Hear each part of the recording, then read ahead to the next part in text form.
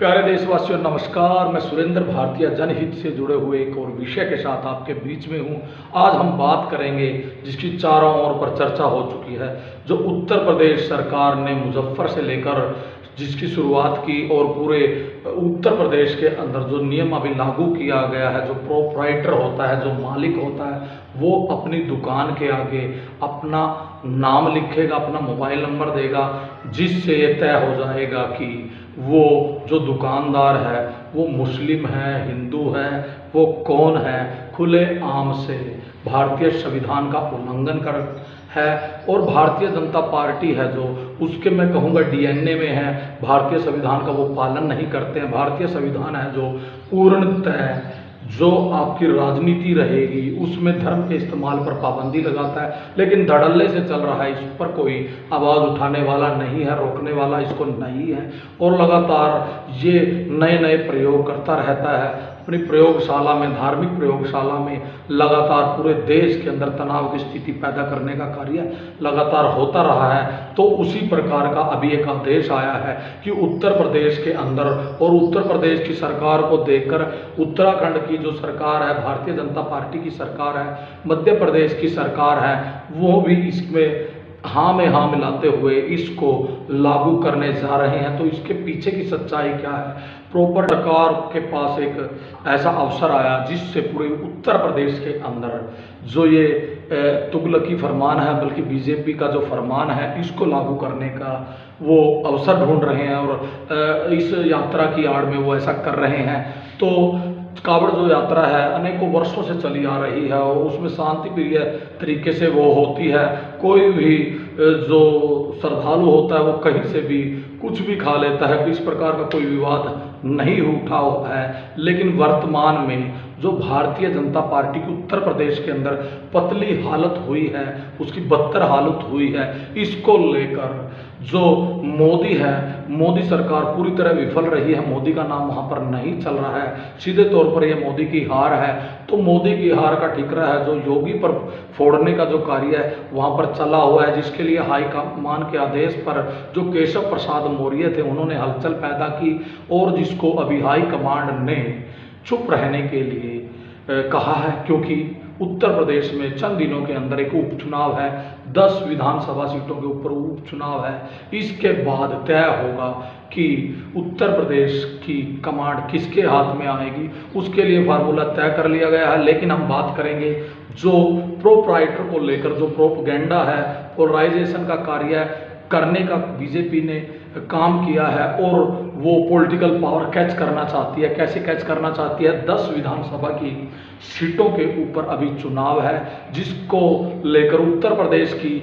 जो सरकार है उसकी सेहत पर तो कोई असर पड़ने वाला नहीं है। लेकिन यहाँ पर योगी आदित्यनाथ की प्रतिष्ठा और बड़ी परीक्षा है, क्योंकि वर्तमान में जो 10 विधानसभाओं पर चुनाव हो रहे हैं, जिसके विधायक और सांसद बनकर गए हैं, तो वहाँ पर उपचुनाव जो हैं उनमें 5 जो समाजवादी पार्टी है उनके ऊपर उनका कब्जा था और 3 पर जो भारतीय जनता पार्टी थी, 1 पर निषाद पार्टी और 1 पर जो राष्ट्रीय लोकदल है, तो उनकी सरकार वहाँ पर थी, उनका विधायक था वहाँ पर। तो अब जो प्रतिष्ठा का सवाल क्यों बना हुआ है? क्योंकि जो मोदी हैं, मोदी साहब योगी आदित्यनाथ को बदलना चाहते हैं, उनको पसंद नहीं करते और उनके लिए उन्होंने केशव प्रसाद मौर्य की पीठ थपथपाकर उनको आगे करने का कार्य किया है। लेकिन यहाँ पर योगी ने भी अपनी जो जड़ें हैं उन पर कि भारतीय जनता पार्टी का जो डीएनए वो धर्म की राजनीति करता है, उसी एक मुद्दे को ढूंढ कर लेकर आकर यहाँ पर जो धर्म के आधार पर अब मुद्दा बनाया गया है वो प्रोप्राइटरशिप बनाया गया है, यानी मालिकाना हक। अब काम धंधों के ऊपर भारतीय जनता पार्टी धर्म के आधार पर राजनीति करेगी। और जो अभी उत्तर प्रदेश के अंदर या पूरे देश के अंदर लोकसभा चुनाव हुए हैं उसमें पूरी तरह जो ध्रुवीकरण का जो फार्मूला था, जो धार्मिक आधार पर ध्रुवीकरण भारतीय जनता पार्टी करती थी, वो पूरी तरह जनता ने उसको नकार दिया गया है। क्योंकि चाहे वो अयोध्या की सीट रही हो या अन्य क्षेत्र रहे हों जो धार्मिक आधार से सीधे तौर पर जुड़े हुए हैं, वहाँ पर भारतीय जनता पार्टी की करारी हार हुई है। लेकिन योगी आदित्यनाथ अपनी हिंदुत्व की जो उनकी जो जमीन है उसको और मजबूत बनाकर अपनी स्थिति को और मजबूत बनाना चाहते हैं। उसके लिए पूरे उत्तर प्रदेश के अंदर जो प्रोप्राइटरशिप की आड़ में और कावड़ यात्रा की आड़ में एक बीजेपी का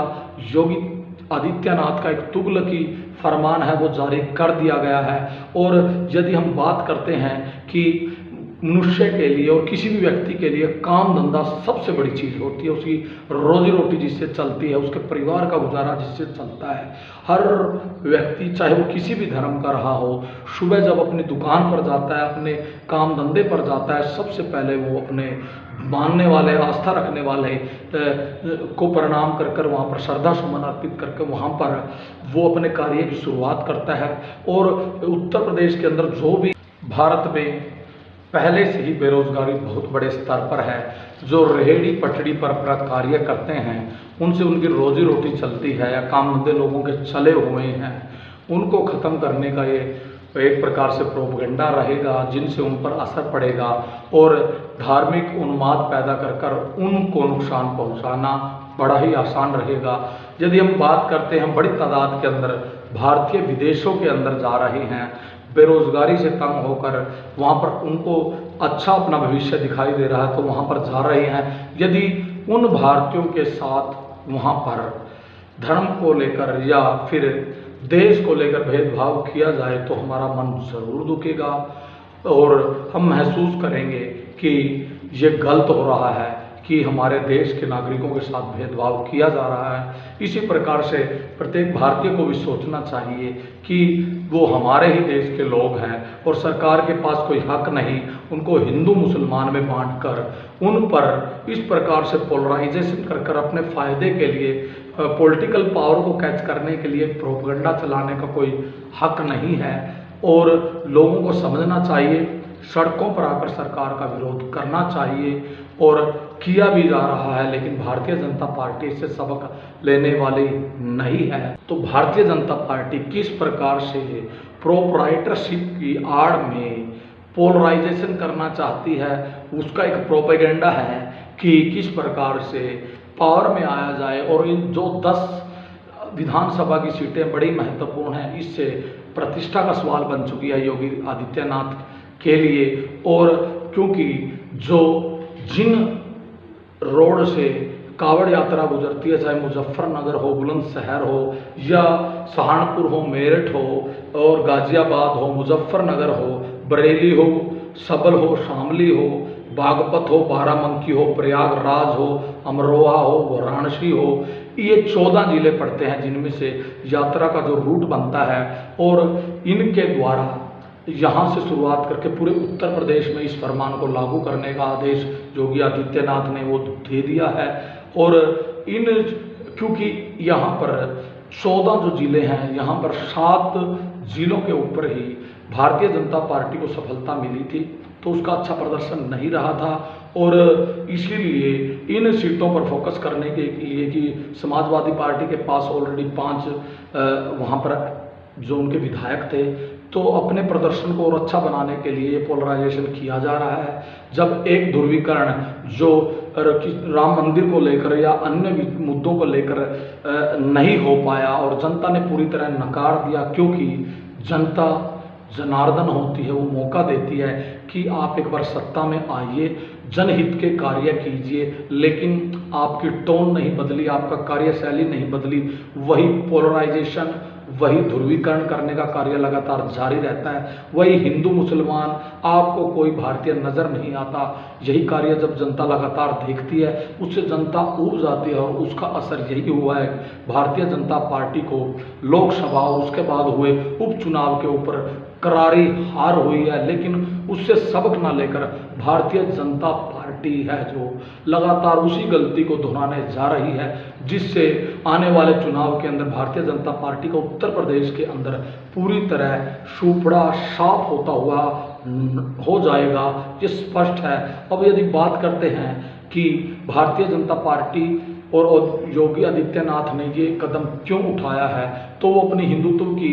जमीन है जो उसको मजबूत करना चाहते हैं। थोड़ा असर पड़ सकता है, लेकिन लोग हैं जो अपनी सुविधा के अनुसार और जो व्यक्ति उनको सस्ता देता है, अच्छी क्वालिटी का देता है, उससे वो खरीदते हैं। लेकिन इसका बुरा असर क्या पड़ेगा, जिस प्रकार से सांप्रदायिक दंगे एक बात को लेकर, एक छोटी सी बात को लेकर